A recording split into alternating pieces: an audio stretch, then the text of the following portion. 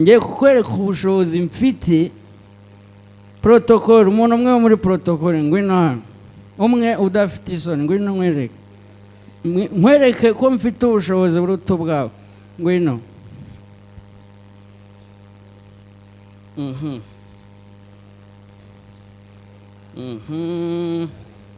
Harya haniho muri regira. Muma muri kureba imbere. Ni nko kuba utaje kabisa. Aho kwicara hanabirebera kuri YouTube. Boss wanjye umeze neza? Ari umuntu muri kumwe mwicaranye ku buryo utahindura umwanya? VIP si 10,000 mujyanye muri VIP. Ndamujyanye ngwino none ibiserumi yabikora. Melissa kamuha bene wabo. Icara hano. Muretse no kunguranwa ukanywanzo byawe. Aha se waruzi ko uri buhagere. Kuva uyu munsi iyi ntebe ndayiguhaye. Buruko uzagiza muri jeni zibagiye bakwicaza imbere nzajya nishyura. Ngewe ndabyemeye uyu muntu buri munsi azajya yishyira muri VIP. Noneho ikindi ahanga tuba twaje guseka ariko no kugira ngo tuze muri networking. Uyu mudamu ramureba. Sindi ikigoryi kuba ntakwicaje hano. Kuba ngushyize aha ni kubibona uri umusore mwiza w'itoto. Ugira icyo wibwira nawe. Nurebe nkarakuruta iki imyaka n'imibare. Sibyo? Ikindi. Okay, cyakoze ndana nibagiye kukubwira afite umugabo w'umusirikare. Ako kagumane umutwe. Ariko nta birenze wane umva bana murasira ku rugamba. Guma hano hafi tu. Guma hano hafi muzabona byikoze. Hanyuma rero ni sawa. Ni muntu uje none aha turi mu gitaramo cya Gen Z, ariko bimwe mu bintu nakumenyesha wacitswe nuko uyu mutipe uri imbere ari nge wamwishyuriye. Amashyi menshi cyane. Cyane kabisa. Hanyuma akantu ko kunywa. Uyu musore ndakwitaho cyane.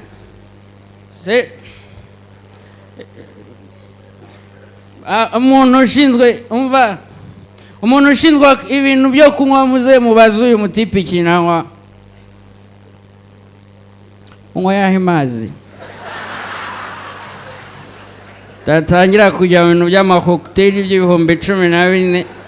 Ujye unywa ikintu ushobora kuzahora ubona. Si byiza kunywa ikintu. Okay, si byiza gufata amafaranga ukayanywera kandi ayo mafaranga aruta umushahara wawe. So seriveri umurebere ikintu cyo kunywa. Hanyuma rero okay, kadukomeze rero n'umunyarwenya ukurikiyeho. Ku bantu baje none aha ndagira ngo mbibabwire.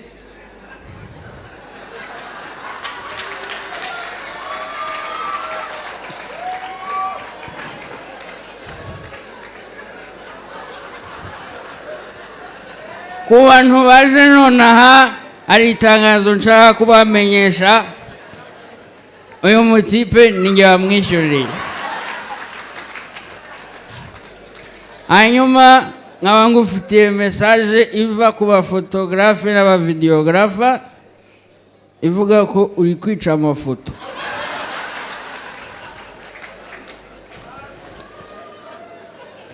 You are sitting in VIP but you are looking like regular.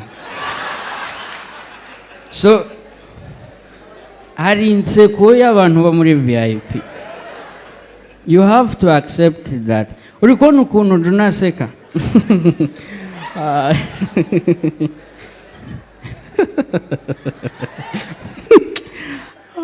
Sine n'umusazi. Ibyo bintu byaye byo ngo noneho reka mbivuge nta nasinze kugira ubone ko biri seriye. Izo nseko niza abantu b'inyuma bashaka kugira batwumvishe ko bahari. Seka bumve sha. Seka bumve. Unuru babyumva. Ako. Kibonke ni kwa seka. Kibonka seka ngo. Nuko aseka kabisa. Aha. Aba ndasindutse rero. Nabonye ntago napfa gusinda amasaha 3. Reka. Umunyarwenya ukurikiyeho rero. Oya byabaye seri ntago nongera gusinda. Sinda se wanguriye. Hako mwana uziko mwambonye none aho bigeze. Erega naje nasinze mwasetse mwagize bute? Ntago nabibasha ntasinze. Arongere nsinde. Are you ready? Ladies and gentlemen, are you ready for Nimu?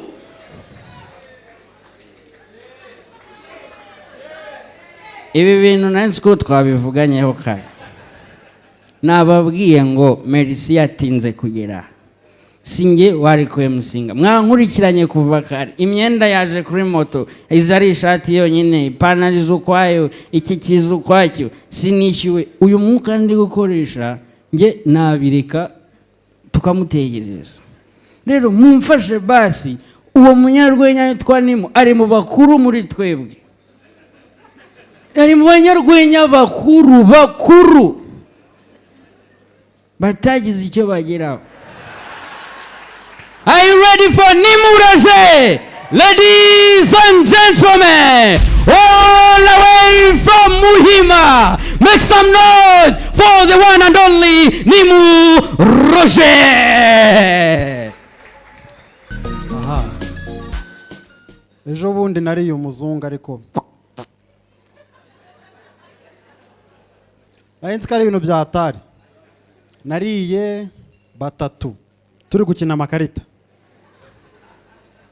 Mumeze neza se? Ewa nanjye meze fresh kabisa. Mbega introduction bankoreye ubu zirakora.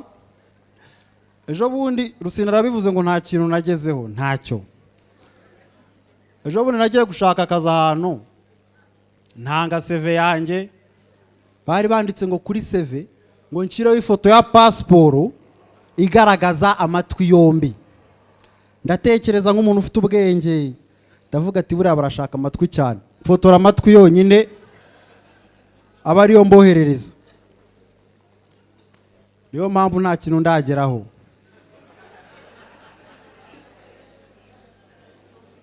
Umuntu yarambwiye ngo rero niba ushaka kuzagira ikintu ugeraho jya usenga uvugane n'Imana. Ndababwira se Imana bavugana bate?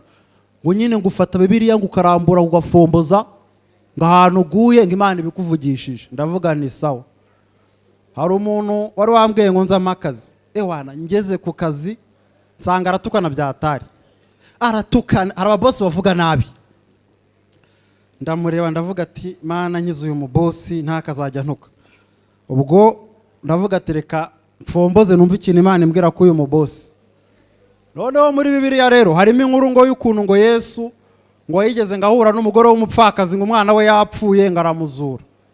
Bosi aratukana angezeho mpita mvuga ati tuvugane n'Imana mpita mfomboza ngo akwiyo nkuru ariko ahantu nari ndambitse urutoki hara hanyuma nyine bivuga amaze kumuzura ngamuha nyina.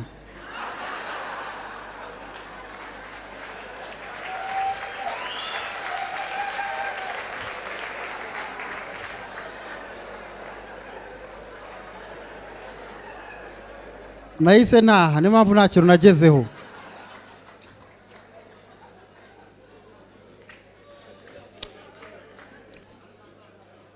Nasubiye gusenga genda ndi seriye ariko ngeze mu rusengero naho pastor atubwira ijambo ryandemye umutima ngo nitugera mu ijuru ngo tuzambara undi mubiri. Urabona ukuntu nsa nyine nahise mvuga ati amen kabisa.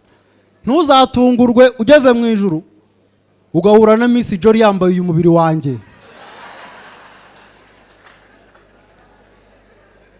Ariko nahise nibaza nitwambara undi mubiri nka buriya Rusine yambaye umubiri wa Payasi yajya wuhiniramo imbere.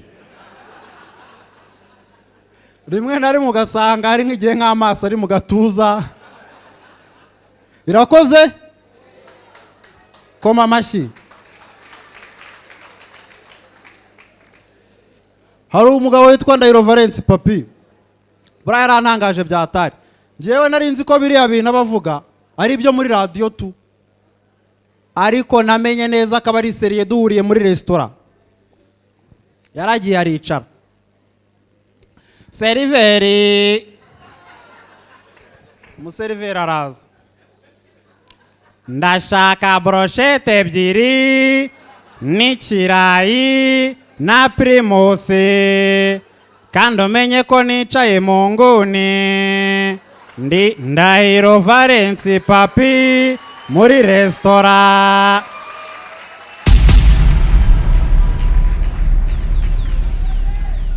Irakoze se?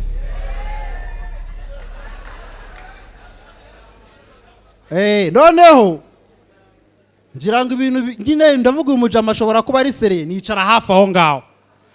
Ndaho hafi umuseriveri aza kwishyuza. Araza Ndahiro yari yakonsomye 8,000. Hanyuma hereza 10,000 umuseriveri ahita yigendera. None se kuki none ashaka ko bamugarurira? Kutangarurira. Umuseriveri atariko ni type boss. Nariye brochette ebyiri n'ikirayi na primusi, nta type nakonsomye. Umuseriveri aragigira. Nyuma yaho wanze kungarurira, tugiye guhamagara Minisitiri w'Ubucuruzi n'Inganda ku murongo wa telefone bwana François Kanimba, tumubwire ko hari umuntu wongeje ibiciro mu buryo bunyuranyije n'amategeko, nk'abandi kurengana. Ndi Ndahiro Valence Papi wariye ibirayi. Hari abantu babayeho kera mu mateka y'Ikinyarwanda baba star mu bihe byabo, n'uyu munsi tukabavuga bakabitirira n'ibintu bishobora kuba bitaranabayeho. Urugero ngo ku kirenge cya Ruganzu. Ruganzu wari umuntu ufite ikirenge kinini ku buryo yakandagiye ahantu ntago mbizi ko yakandagiye. Rero ndibaza kuko bari n'abastari mu bihe byabo, ushobora gusanga nko mu myaka nk'ijana iri imbere abantu turiho tutakiriho bazaba bavuga ngo harani ku kirenge cya Junior Giti, bakamwigisha mu mateka ati habayeho umuntu wari ufite ururenge runini akandagira ibuye. Ngo ni ku kirenge cyande cya Junior Giti. Ntibizabatangaze hari ukuntu amagambo agenda, abantu bavuga amagambo nko mu myaka nk'ijana ukumva baravuze ngo Anita Pendo, bya bintu Nyiransibura yakoreye ikivungo niwe wakinyaye.